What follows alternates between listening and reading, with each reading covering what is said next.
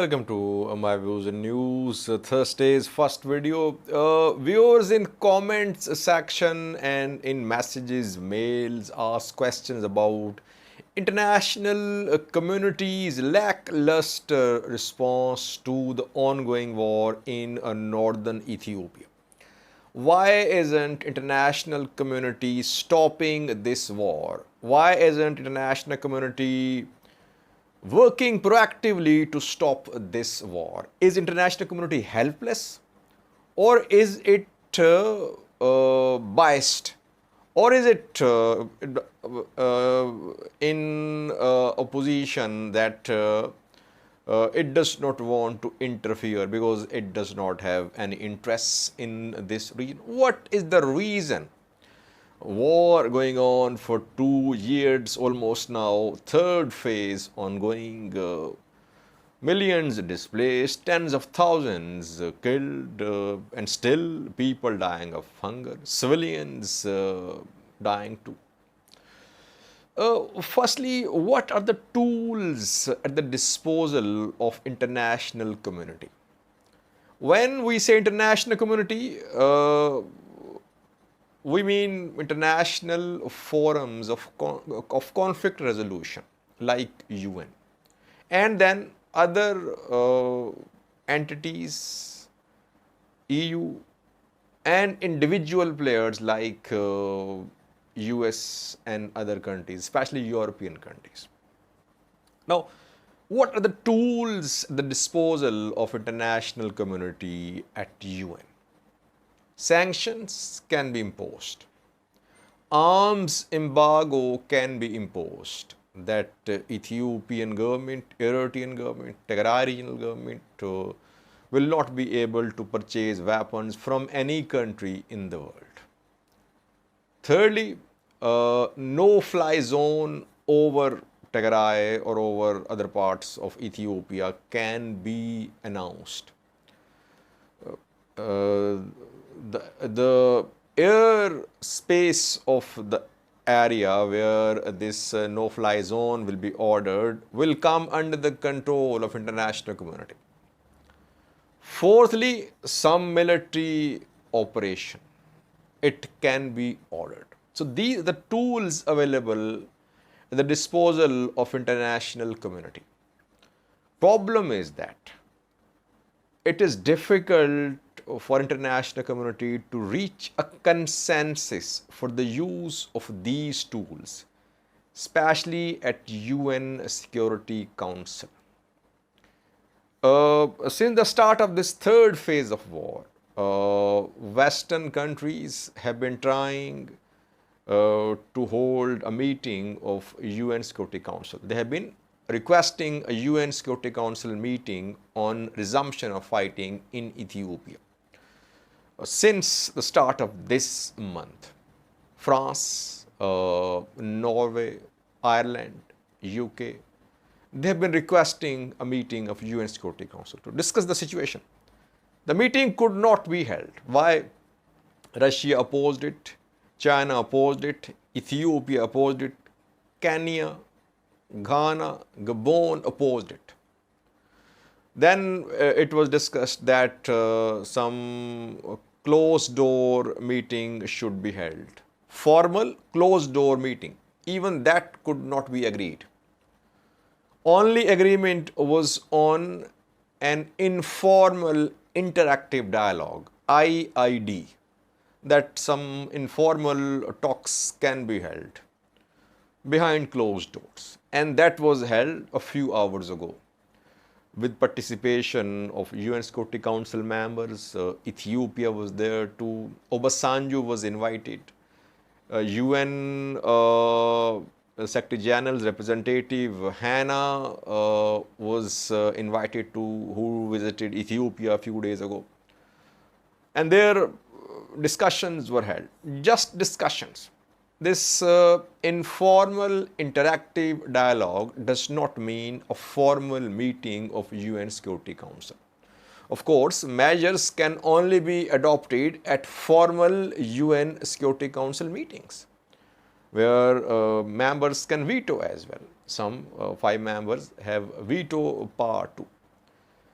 No meeting, just informal interactive dialogue was held where all parties will share their views about this conflict, and nothing will be announced which will be enforceable. UN Security Council has met several times on Ethiopian conflicts in the start of this conflict in November 2020. But every time we saw that Ethiopian government's position was backed by Russia and China. US other parties, they asked for strict action against Ethiopian government over human rights abuse, etc. So there was no consensus. Nothing is expected at UN Security Council. Now, UN is out of the picture. UN cannot rescue its own staff in Mekelle. I did a video on that yesterday. More than 100 UN staff members, WFP and other agencies members, officials are trapped in Mekelle. Strikes being conducted very close to their hotel. UN is unable to rescue them from Mekelle. How can UN do something to resolve this conflict? Now, what is left is then individual response of other players, US and EU especially. EU withheld support for Ethiopian government last year. Now EU can only impose sanctions on Ethiopian government, Tigray regional government. Eritrean government is already under sanctions from the EU. So EU does not have lots of tools available to put pressure upon the parties to conflict. I don't think Ethiopia is buying weapons from EU countries for this war. So arms embargo from EU on Ethiopia will not hurt Ethiopia. EU is not going to impose no-fly zone over Tigray without a formal consensus at UN Security Council. So EU's options very limited. EU can only use last option available, and that is imposition of sanctions on Ethiopian government. What will happen after that? US is proactively involved. Perhaps the main player which can play some sort of role is US.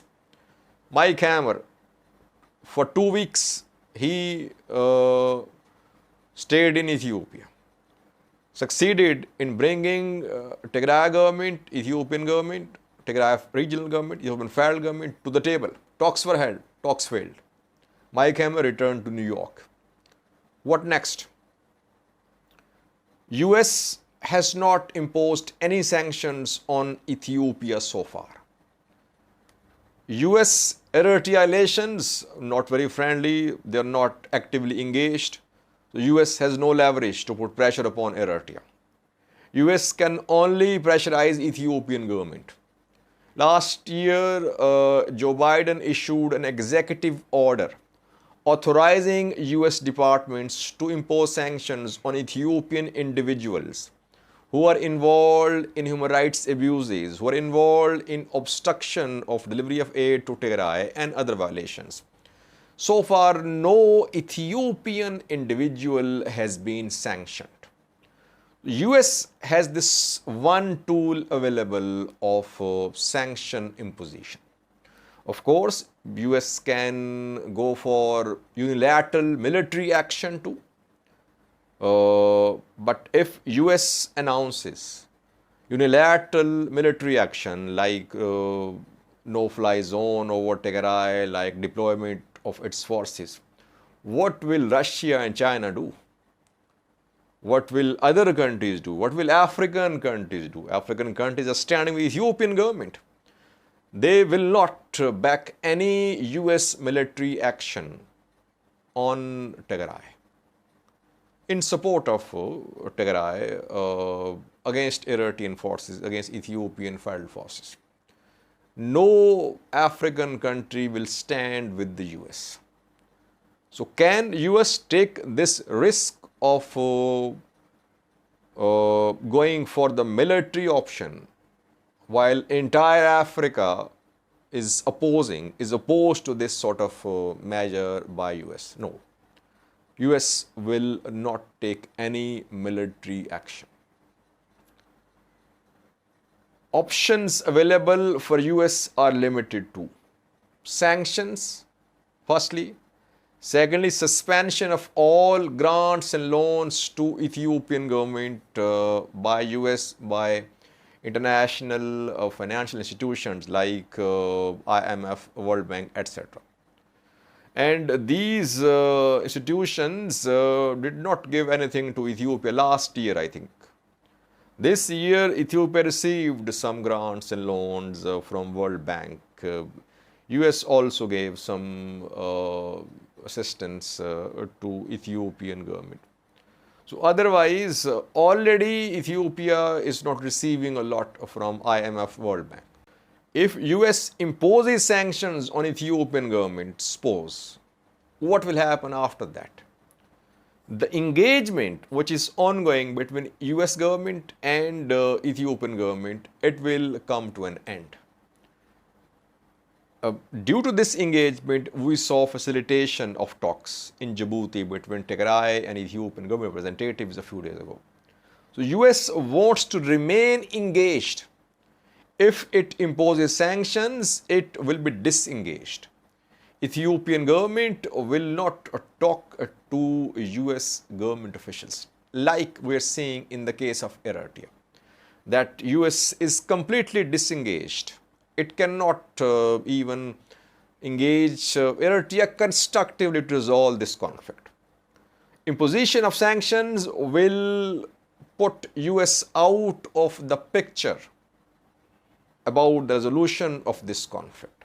So that is why international community has very limited options when it comes to resolution of this conflict. Ethiopian government is purchasing weapons mostly from UAE, Turkey, Iran as well. Economy is suffering, definitely suffering. Dollar to birr exchange rate in black market is rising. Around $100 is being exchanged for around 100 Ethiopian. $1 is being exchanged for around 100 Ethiopian words in black market. But government, Ethiopian federal government, Eritrean government, they have decided to crush TPLF. They think that TPLF can only be dealt through military means, and that they exhausted all options to engage TPLF. TPLF, on the other hand, says that its people are under siege. And government is using siege as a weapon. People are dying. And if TPLF-led Tigray government does not take any action, tens of thousands will die in coming days. So that is why military action for TPLF, according to TPLF, is the only solution now, because Ethiopian government is not showing any flexibility. So you see that in this conflict, international community's role is limited. We should not expect imposition of no-fly zone, arms embargo, or announcement of some military action by the EU, US, other countries in Ethiopia. Only announcement could be of sanctions in coming days. Even that won't resolve this conflict. So overall, carrot and stick policy can work a little, which US is adopting, that it should offer some financial aid to Ethiopian government. At the same time, it should put pressure upon the government and Tigray regional government as well to start talks. US and EU imposed the toughest of sanctions on Iran. All sectors of Iranian economy are under sanctions. But you see, still Iran is surviving. And Iranian drones are being used by Russia to hit Ukrainian forces. Iranian drones are hurting Ukrainians. Despite all restrictions, all sanctions, Iran continued its weapon manufacturing activities. It has produced quality kamikaze and combat drones. Russia, China supporting Iran. That is why international community cannot stop this war, I personally think. The war can be stopped by the parties to this conflict. And so far, the parties they want to exhaust military option. Both sides, Ethiopian, Eritrean government and Tigray government, they seem to believe that they have a chance to win this conflict militarily, if win is the right word. So that is why I think war will go on for some time. Thank you for watching.